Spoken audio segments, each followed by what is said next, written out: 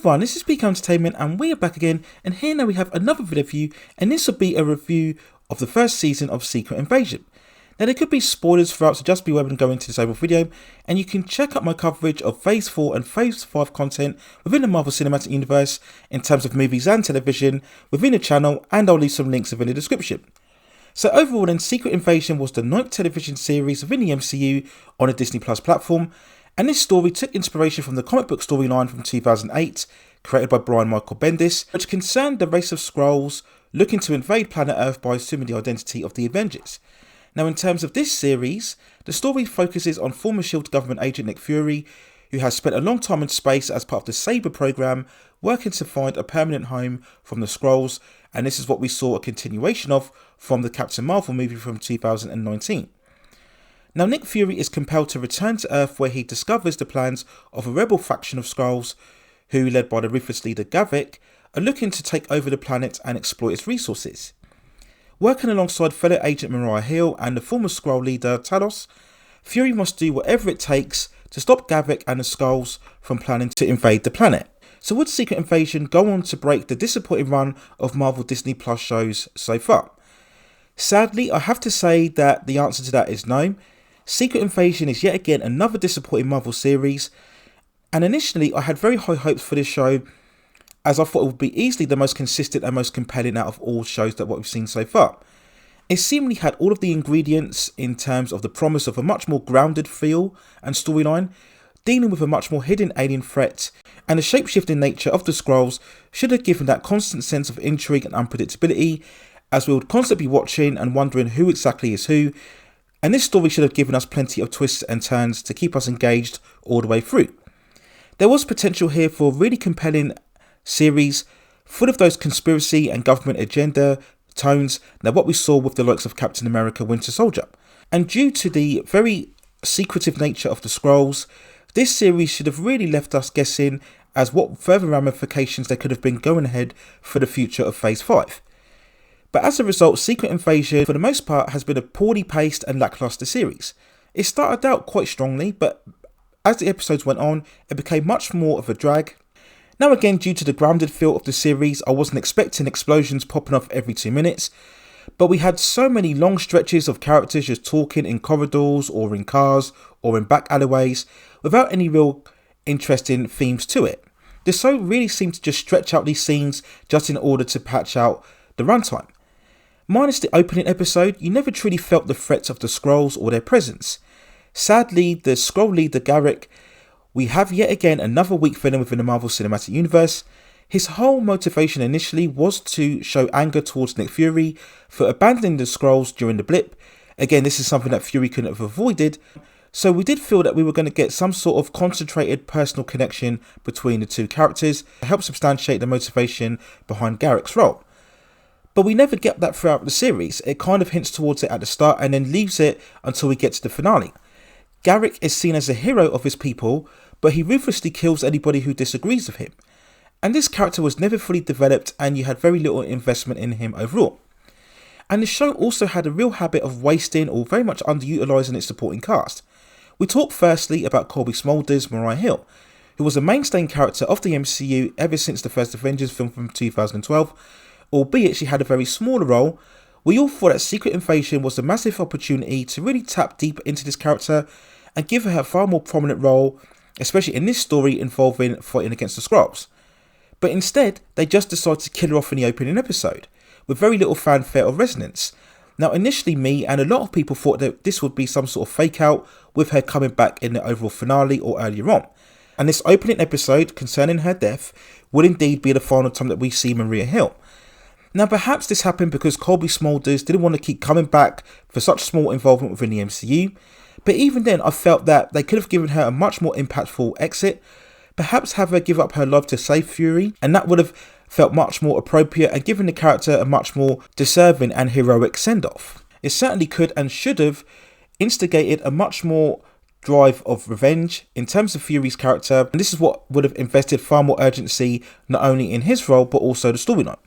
We then look back at Talos, who was initially the most interesting protagonist of the show. We established early on his relationship with his daughter Guile, but midway through the series it kind of felt that Ben Mendelsohn if not throwing his performance in, just felt his acting was a bit tired. They tried to build this dynamic between Nick Fury and Talos as we see them have these long conversations on the train, back and forth, and it really seemed that both actors were a bit tired in their overall performances. But when we look at Talos' role overall, we build it up as if he's going to have some key involvement in the fight back against the Skrulls, and then he's just taken out in the end of the 4th episode. Again, with very little time to digest his death. We had that one scene with his daughter Guile, and then that was it. And then when we look at the daughter Guile herself, whilst being involved in the climatic fight against Garrick, she really became a non-entity throughout the middle of the series as a character, and again they didn't really maximise on her particular role, and for the most part she just felt on the periphery of events. Even Samuel L. Jackson as Fury, he lacks the usual level of energy and charisma as what we saw with the previous Marvel entries. This time here he was much more muted and broken, and I do understand this was part of the whole story as they wanted to use this to try and build on his character. Apart from the side story of having him marrying a Skrull, which was a bit weird in itself, we didn't really have any real weight into the whole backstory of Nick Fury either. And for me, he was far less watchable in this series than what he has been before. Now, probably the only real entertaining performance here was by Olivia Colman as the MI6 agent Sonya Fellsworth, who was on a ruthless mission to take out the Skrulls in any way possible. And perhaps she was a bit too flippant and maybe humorous at times, but overall she was a far more watchable and charismatic presence than what I would say Nick Fury was. We then talk about the scale of the show, and because of its more grounded nature, we weren't expecting explosions every 2 minutes, but the series had a severe lack of action, apart from a shootout sequence at the end of episode 4, and of course the massive Super Skrull battle between Guile and Gavik at the season finale. There really wasn't too much spectacle in terms of this series. So for a show with a reported budget of around 200 million, I really didn't see it on the screen. Even the final battle between Guile and Gavik, the CGI wasn't that great, to be honest, and again it just furthers the narrative as what we've known for months now, that there have been multiple issues with Marvel in terms of the effects for their overall content. And even the superhero battle at the end, it kind of felt at odds with the much more grounded political agenda storylines than what we saw throughout the earlier episodes. And when we move on to the season finale, again it felt very lackluster and underwhelming. As I've mentioned already, we saw the final Super Skrull battle between Guile and Gavik, and we look at Guile herself, who must surely now be one of the most overpowered characters within all of the MCU, having a whole assortment of powers from the Harvest, from the likes of Carol Danvers, Ghost, Mantis, and also Hulk and the other Skrull powers as well. So whether she'll be making a future appearance in the franchise, I'm not sure. But again, they're going to have to do some explaining as to her power set, because at the moment, she is without question one of the most powerful individuals within the whole universe. And I also didn't really understand the whole working together between her and Fellsworth.